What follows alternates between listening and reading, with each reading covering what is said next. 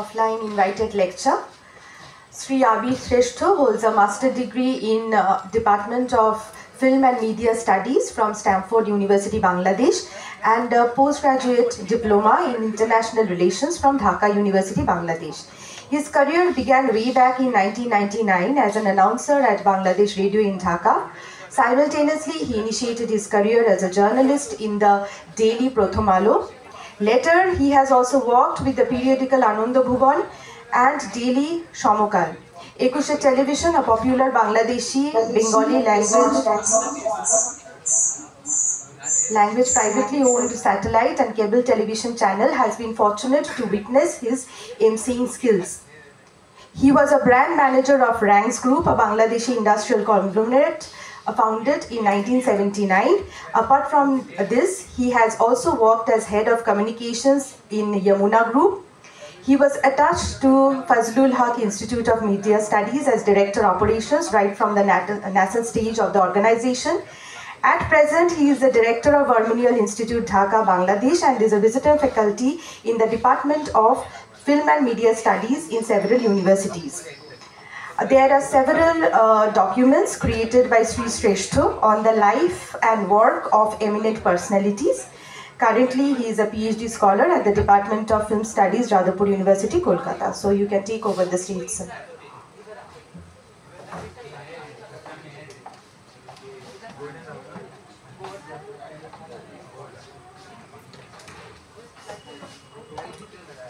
Respected teacher and dear audience. First of all, I would like to thank Honorable Principal Dr. Antika Ghosh to inviting me for this event. Actually, I am a person of image and poetry. আমি যদি বাংলায় বলি যে কি ভালো আমার লাগলো আজ এই সকালবেলা কেমন করে বলি, ওই ম্যাডাম যেমন বলছিলেন বা টিচার ওই একজন স্যার বললেন যে অডিয়েন্সে অনেক কম লোকজন, তাতে আমার কিছু এসে যায় না। আপনারা গল্প করলে ফোন ব্রাউজিং করলেও তাতে কিছু আমার এসে যায় না। আমি মনে করি যদি একটা মানুষও আমার কথা শোনে অন অফ ইউ, আপনার সেটাই হচ্ছে বড় কথা। একটা মজার গল্প দিয়ে শুরু করি। আমাদের ওখানে তো ওয়াজ হয়, ওয়াজ মাহফিল আপনারা জানেন কি না, এখানেও হয় বোধ হয় কোথাও কোথাও। তখন একটা ওয়াজ মাহফিলে যিনি মাওলানা ওয়াজ করছেন উনি চোখ বন্ধ করে এমন হয়ে মুগ্ধ হয়ে নিজেই নিজের বক্তৃতায় মুগ্ধ হয়ে ওয়াজ করছিলেন এবং চোখ খুলে দেখেন যে অডিয়েন্সে মাত্র 3 জন বসে আছে। আমি জানি না এই গল্পটা আপনারা জানেন কিনা। তো একজন হচ্ছে যিনি সাউন্ড অপারেটর, আরেকজন হচ্ছে এই চেয়ার টেবিল যারা ভাড়া নিয়ে এসেছিল তারা। তো উনি বলছে যে আরে বাপরে, এই 3টে মানুষ আমি পেলাম যে আমার এই বক্তৃতার কথাগুলো বুঝলো, মুগ্ধ হলো আর কি। তো এটা খুব ইন্টারেস্টিংলি বলা হয় বিভিন্ন ইয়েতে, কিন্তু আমি মনে করি যেটা যে আজকের এই যে বিষয় এআই বা এন্টারপ্রেনারশিপ, আমি কমপ্লিটলি এন্টারপ্রেনার এখন। আমি এই যে ভার্মিলিয়ান ইনস্টিটিউট সেটা আমরা শুরু করি 2014 সালে। তার আগে আমি কর্পোরেট জব করেছি, যেহেতু আমার বায়োতে আপনারা একটু কিছু শুনলেন। কিন্তু আমি যেই ফিল্ডে কাজ করি ক্রিয়েটিভ ফিল্ড, সেখানে ডকুমেন্টারি ফিল্ম বানাই আমরা, লাইক এ ক্রিয়েটিভ এজেন্সি, এবং আমরা ট্রেনিং সার্ভিস প্রোভাইড করি এই ক্রিয়েটিভ ফিল্ডে, like broadcast journalism, digital film making, এই ধরনের বিষয়গুলো নিয়ে। তো আমি শুরুতে কথা বলার আগে একটা ছোট ভিডিও আমি একটু দেখাতে চাই, কারণ অনেক কথা আমরা শুনলাম অলরেডি, অনেকে বলেছেন এআই নিয়ে, এন্টারপ্রেনারশিপ নিয়ে। তো মনে হয় একটু কানের এবং মনের বিশ্রাম হবে এটা দেখতে দেখতে। এটা আসা যাওয়ার মাঝে বলে একটা সিনেমা এই বেঙ্গলের, সেটার একটা ছোট্ট ক্লিপ ভিডিও ক্লিপ। হ্যাঁ, একটু লাইট অফ করলে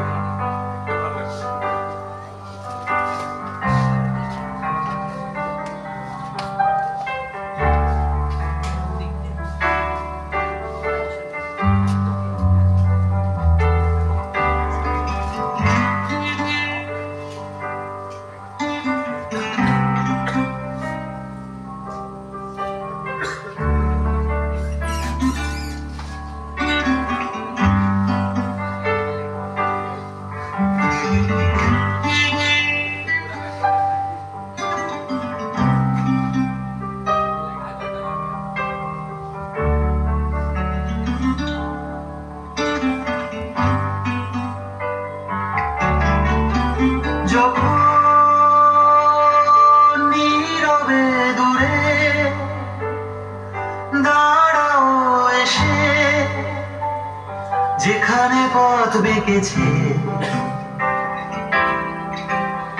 যখন নীরবে দূরে দাঁড়াও এসে যেখানে পথ বেঁকেছে তোমার ছুতে যাওয়ার মুহূর্তরা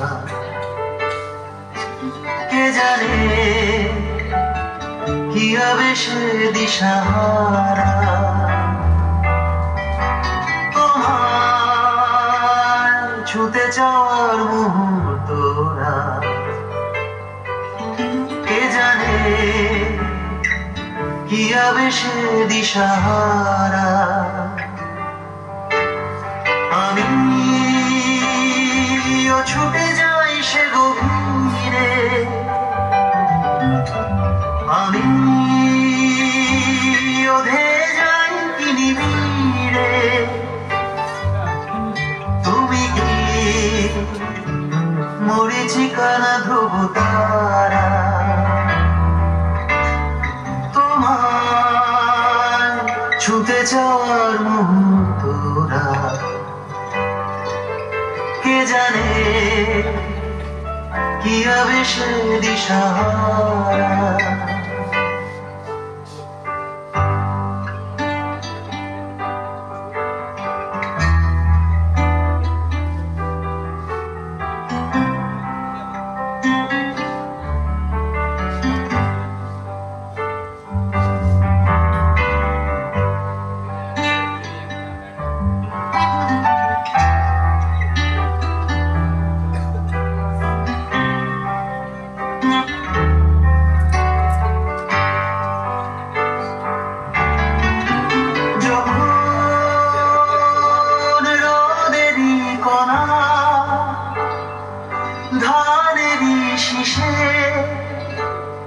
বিছিয়ে দেয় রোদ্দুর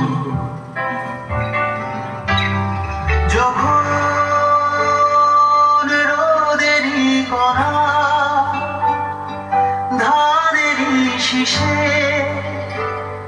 বিছিয়ে দেয় রোদ্দুর তোমার ছুতে যাওয়ার মুহূর্তরা কে জানে কি হবে সে দিশাহারা তোমার ছুতে যাওয়ার মুহূর্তরা কে জানে কি হবে সে দিশাহারা আমি ছুটে যাই সে দিগন্তে আমি ওধে যাই কি আনন্দে তুমি কি ভুলে যাওয়া কবিতারা তোমার ছুতে যাওয়ার মুহূর্তরা কে জানে কি হবে সে দিশাহারা তোমার ছুটে যাওয়ার মুহূর্তরা কে জানে কি হবে সে দিশাহারা কে জানে কি হবে সে দিশাহারা la la la la la la la la la la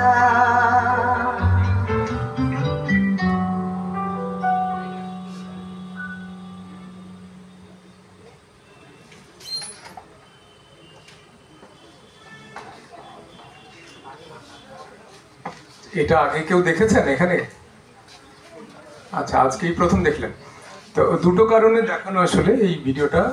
আমি যেটা বলছিলাম যে সিনেমাটার নাম হচ্ছে আসা যাওয়ার মাঝে। হ্যাঁ, এই যে আজকে আমরা যে বিষয়গুলো নিয়ে কথা হলো এখানে, যারা কথা বললেন, সবকিছু কিন্তু এই যে মানে মানি ওরিয়েন্টেড, মানি জেনারেট করার ওয়ে আমরা খোঁজার চেষ্টা করছি, ক্যারিয়ার বিল্ড আপ করা, সেটা চাকরি করি কিংবা এন্টারপ্রেনার হয়ে যা হয় না কেন, হ্যাঁ।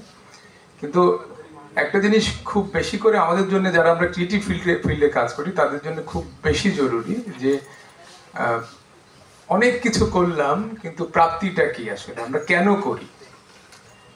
এই প্রশ্নটার উত্তর এই ছবিটার মধ্যে যেমন করে আছে, সেটা আমি শেষ করার একটু আগে বলবো। প্লাস আরেকটা জিনিস হচ্ছে, এর মধ্যে যে ইমেজগুলো সিঙ্গেল ফ্রেম যদি আমি ধরি, অনেকগুলো ছোট ছোট জায়গাগুলো যদি ধরি, সেগুলো এআই দিয়ে সম্ভব কিনা। আমি যেহেতু সিনেমার মানুষ, আমি যেহেতু ক্রিয়েটিভ ফিল্ডে কাজ করি, আমি সেই জায়গাগুলো সম্ভাবনা এবং সমস্যাগুলো কোথায় সেগুলো নিয়ে একটু কথা বলার চেষ্টা করবো আর কি। তো যেটা হচ্ছে যে এআই দিয়ে, যেমন এখন এআই দিয়ে সিনেমা হয়ে যাবে, কিন্তু জানি তো আমরা এটা স্ক্রিপ্টিং করে দিচ্ছে, ইমেজ করে দিচ্ছে, বা ভিডিও অডিও ভিজুয়াল করে দিচ্ছে, সাউন্ডও হয়তো করে দিচ্ছে। কিন্তু কথা হচ্ছে যে এই যে হিউম্যান টাচ যে ব্যাপারটা, যে জায়গাগুলো, সেই ব্যাপারগুলো সম্ভব কিনা আদৌ। যেমন ম্যাডাম বলছিলেন যে এআই আমাদেরকে হেল্প করবে, আমি যাই কিছু করি না কেন আমাদেরকে হেল্প করবে। যেমন অনির্বাণ কয়েকদিন আগে প্রশ্ন তুললেন গানের মধ্যে যে এআই সন্তান জন্ম দিতে পারে কিনা, এআই রোবট, তাই না? তো আমার প্রশ্ন হচ্ছে যে এআই এই ধরনের ইমেজ জেনারেট করতে পারে কিনা। তো সেই জায়গা থেকে আমি আমার এক্সপিরিয়েন্স যদি শেয়ার করি, আমি দীর্ঘদিন চাকরি করার পরে আমি যখন আমার এই যে বললাম যে ভার্মিলিয়ন ইনস্টিটিউট তৈরি করলাম, প্রতিষ্ঠা করলাম, তখন আমরা বিভিন্ন কর্পোরেট হাউসগুলোতে আমরা অ্যাপ্রোচ করতে শুরু করি যে আমাদেরকে তোমরা কাজ দাও, আমরা এটা পারি, আমরা পড়াশোনা করেছি। তো মূলত অডিও ভিজুয়াল তৈরি করার কথা আমরা বললাম, বা ডকুমেন্টারি তৈরি করার কথা বললাম। তো প্রথম যে চ্যালেঞ্জেসগুলো আমরা ফেস করলাম, যে একটা শো রিল বানাতে হয়, যে তুমি কি কি কাজ করেছো, তোমার অডিও ভিজুয়াল কি কি আছে, তা নাহলে তোমাকে আমরা কেন কাজ দেবো, অনেকগুলো টাকা ইনভেস্ট করতে হবে, তোমাকে আমরা টাকা দেবো। তো তখন আমরা পড়ে গেলাম বিপদ। আমি পড়াশোনা করেছি সিনেমা নিয়ে, মেকিং জানি আমি, I know how to make videos, cinematography জানি, সাউন্ড ডিজাইন জানি, ডিরেকশন জানি, স্ক্রিপ্টিং জানি, কিন্তু তাহলে এগুলো জেনে কোনো লাভ হচ্ছে না, ওই ট্রাস্টের জায়গাটা তৈরি হচ্ছে না। সো তখন যেটা করতে হয়, বা আমি করেছি, আমি উপকার পেয়েছি, আমি জানি না আপনারা পাবেন কিনা, সেটা হচ্ছে একটা ডিফারেন্ট জায়গা থেকে, যে একটা নতুন আইডিয়া কিছু একটা, হ্যাঁ। সো আমি আরেকটা ভিডিও দেখাবো। আমি প্রথম যে কাজটা দিয়ে আসলে অডিওভিজুয়াল ইন করলাম, জায়গাটা পেলাম যে আমরা আবার সাইন ল্যাঙ্গুয়েজ নিয়ে কাজ করি। সাইন ল্যাঙ্গুয়েজ তো আপনারা জানি, যারা কথা বলতে পারে না, হ্যাঁ। যেমন এই যে এইটা আমরা জানি, আমরা সবাই একটু রেইজ ইউর হ্যান্ড প্লিজ, এরকম করি, এরকম প্রত্যেকে, টিচার অলসো, এই যে কোনো এরকম, এটা কি হচ্ছে, কিছু হচ্ছে, এটা সম্পর্কে জানি, এটা হচ্ছে সাইন ল্যাঙ্গুয়েজে ক্ল্যাপ করা, হ্যাঁ, তালি দেয়া।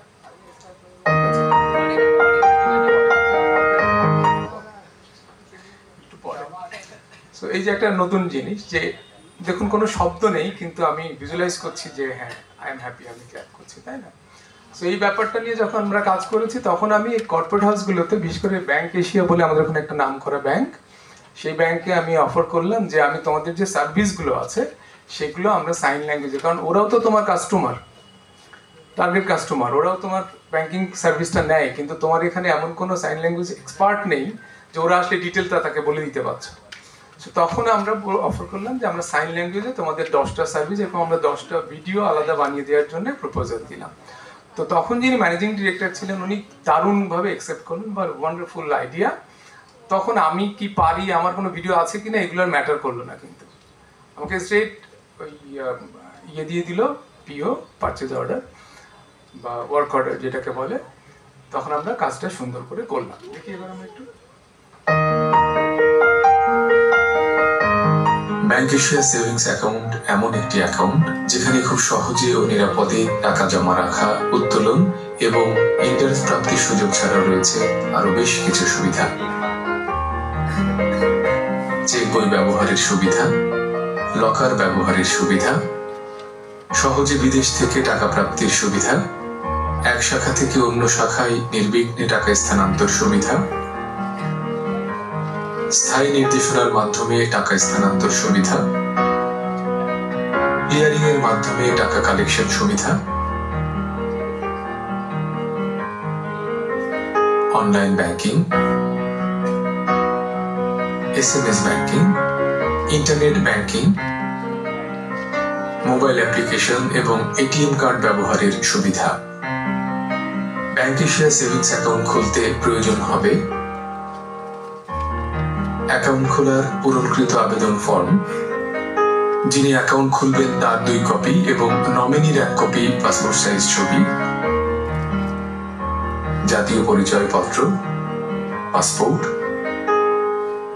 ড্রাইভিং লাইসেন্স অথবা জন্ম নিবন্ধনের ফটোকপি এবং ই-টিন সার্টিফিকেট। ব্যাংক এশিয়া, একটি সুন্দর আগামীর জন্য।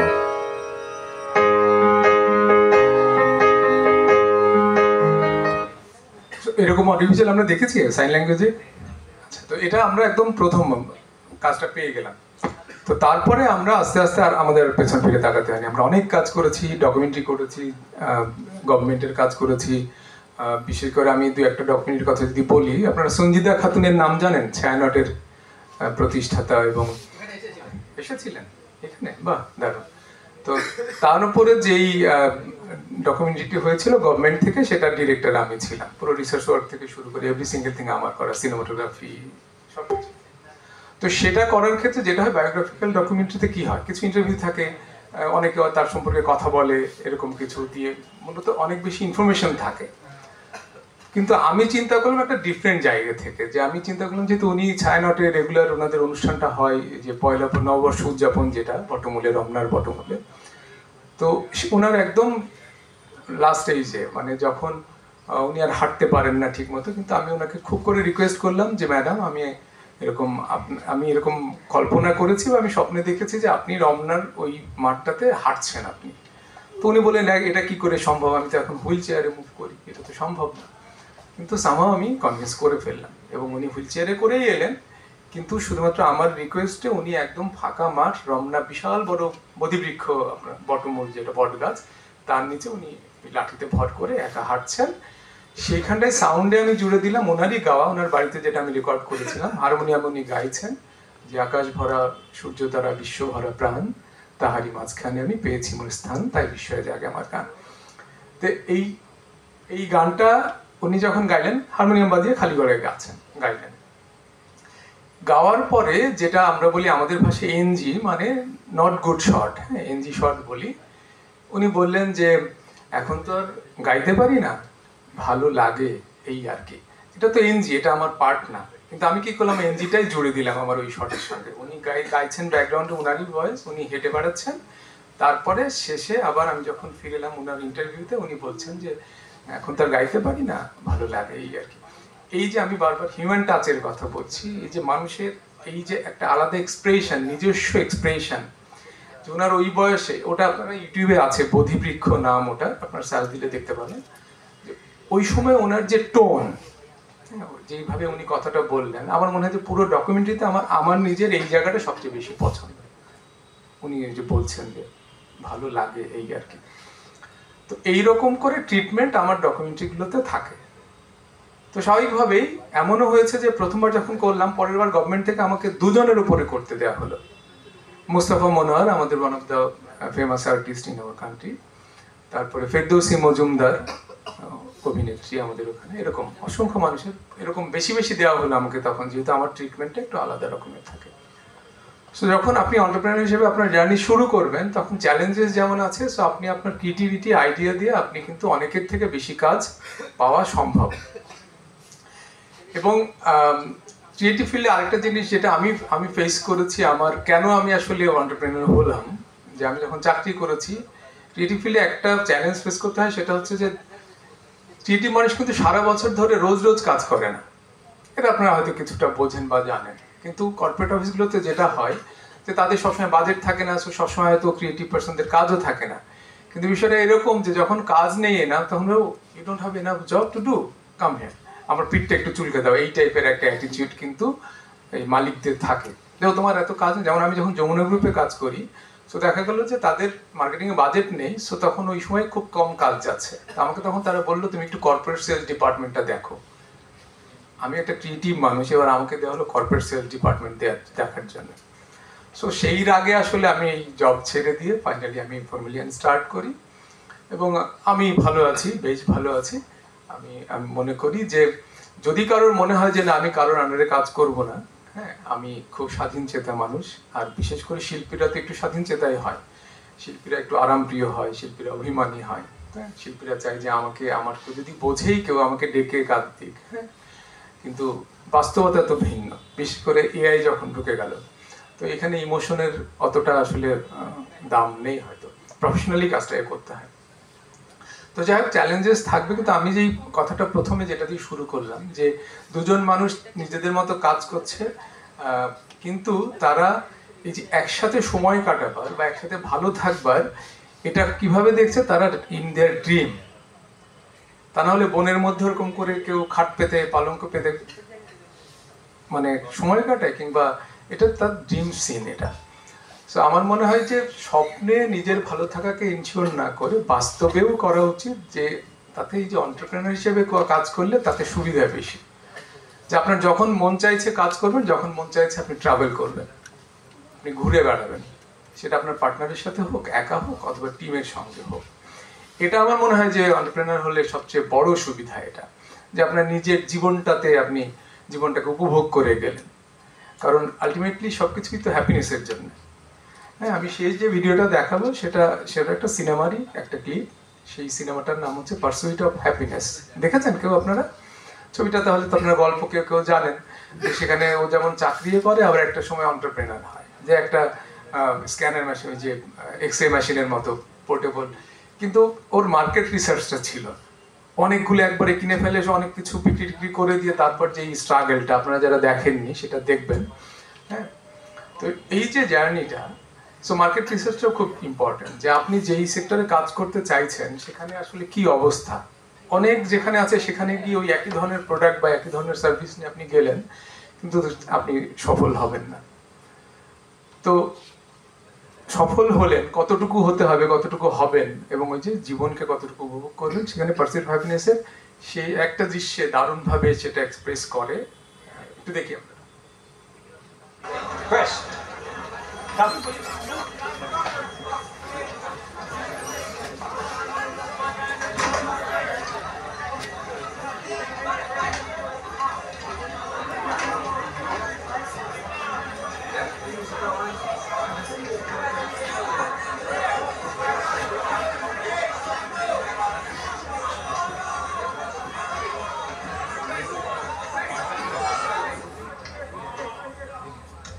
Hi, Chris. Mr. Fromm, good to see you. Nice shirt. Thank you, sir.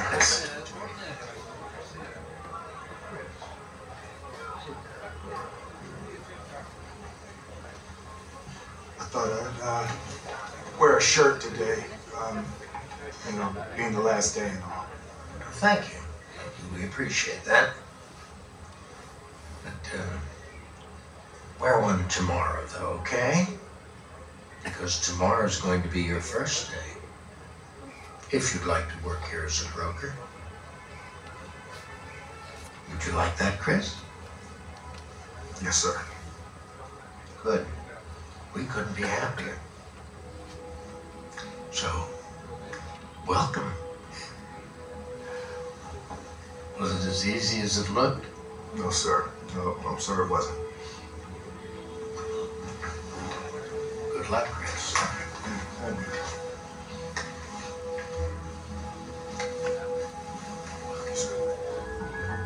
Oh, Chris. I almost forgot. Thank you.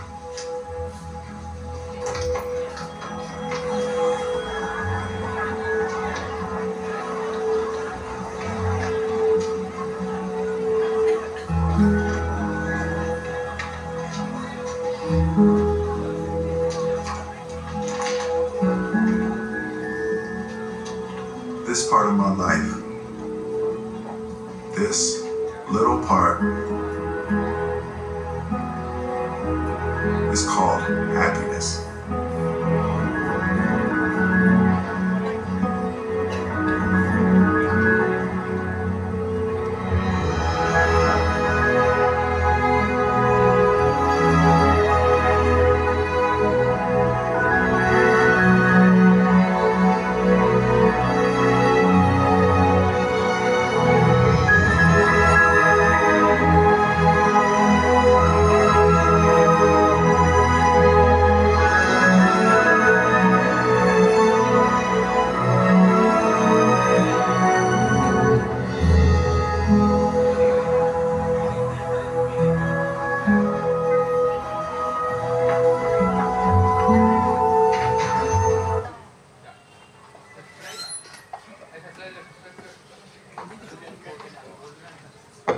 সুতরাং হ্যাপিনেস খুবই ইম্পর্ট্যান্ট। সেটা আপনার জীবনে কখন আসবে, যারা আপনার টিচার হয়তো রিটায়ারমেন্টের দিনও হতে পারে, সারা জীবন কাটালেন শিক্ষকতা করে, বা শিক্ষকতা করার কোনো একদিন মাঝখানের দিনে কোনো একদিন মনে হতে পারে, ক্লাস নিতে নিতে মনে হতে পারে যেটা আমার জন্য হ্যাপিনেস। সো আমি সবসময় সবার জন্য শুভকামনা করি যে গোটা জীবনটাই আপনার হ্যাপিনেসে কাটুক, এবং সেটা আপনি চাইলে পারেন।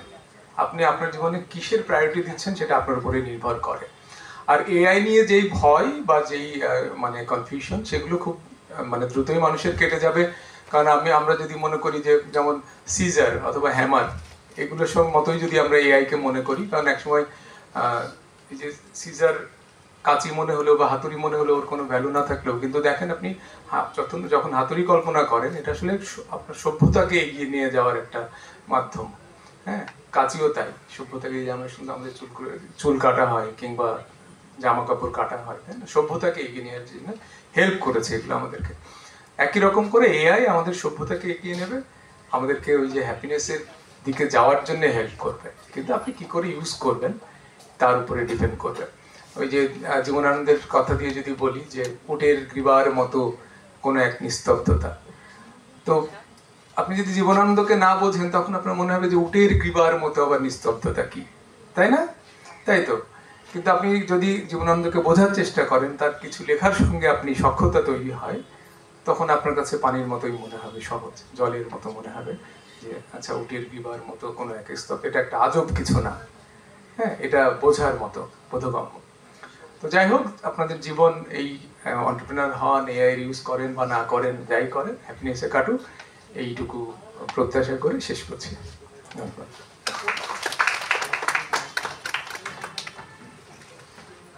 Thank you, sir, for the truly touching session. So with this, we just wrap up all the special lectures for this event, and we would like to move with the technical sessions of paper presentations. So we'll just take a couple of minutes break, and then we can just